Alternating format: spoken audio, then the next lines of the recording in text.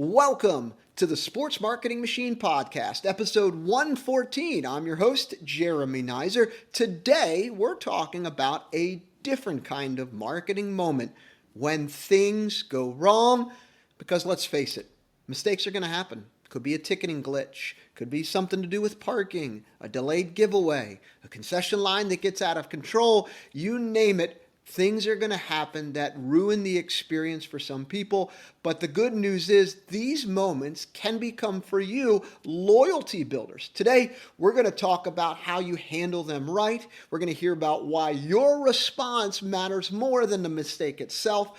I'm going to talk about real-world customer service examples, including Disney and 1-800-Flowers, and I'm going to share some ideas that smart teams are doing to turn problems into raving fans, plus a few strategies you can implement this season to get ahead of the issues. Let's get started.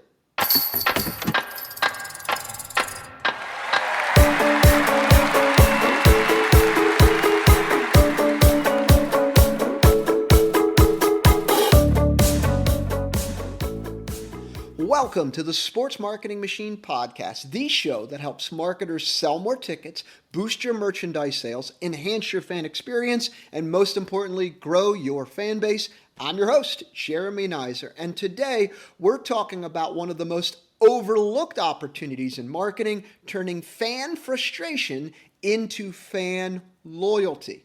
Why your oops moments are actually opportunities. Let's face it, mistakes happen. But the difference between a frustrated fan and a lifelong one is how you handle the problem. When I say you, it could be you personally, you, your staff. Some of the strongest relationships with your fans start from a bad experience, and that is made right quickly and sincerely. I'm going to say that again. Some of your strongest fan relationships start with a bad experience that's made right quickly, sincerely, and personally. Let's talk through some real-life examples of service recovery done right. 1-800-Flowers versus their competitor. If you Google 1-800-Flowers, you're bound to see how some people have purchased flowers from 1-800-Flowers and they received an empty box. Total fail. I would be furious. But if you just Google 1-800-Flowers empty box, that bound to happen. You're bound to see those. What has happened, though, is when fans go on social media and they're blasting 1-800-Flowers, it's an opportunity. And that's what happened this Mother's Day. Not to me, but I saw it within our local community.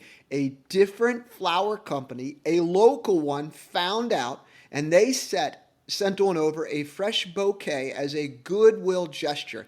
Out of their goodness of their heart, they saw an opportunity where 1-800-Flowers dropped the ball, did not do a great job, did not provide the experience that they were expecting as the person got that empty box with no flowers in it. Local flower shop sees that on social media, reaches out, and sends them flowers. What was the result? Well, now that customer switches their loyalty and becomes a lifelong advocate for the competitor, not 1-800-Flowers. Disney has legendary guest experience from all kinds of things that happen. But here's one that we noticed. A child drops their ice cream bar and a cast member immediately replaces it. No questions asked. Another example, a ride breaks down and the guests are offered those skip the line or fast passes to get back in line and be able to ride it. Why this works. Disney trains their employees for recovery moments, and that's what we're talking about here. So what does this look like in sports? Here are a few real-world, low-cost ways to turn fan complaint into a win. A missed bobblehead. Send one with a thank you note. A long concession line. Offer a coupon or a free drink to the next game, or even help them speed up. Something like that. A ticketing issue. Call the buyer personally to apologize and offer them to upgrade next time. And I've seen this, and this has happened to me numerous times in sporting events where I've worked, where some fan complains about the hot dog being cold. All right, let's skip the line. Let's go up to the concession stand. Let's get them a new hot dog and replace the one that's cold and get them something in addition to. Maybe they want a drink. Maybe they want an ice cream. Let's just go ahead and make it right. Remember, it's not about being perfect. It's about being proactive. So let's talk some strategies of how to bake this into your operation.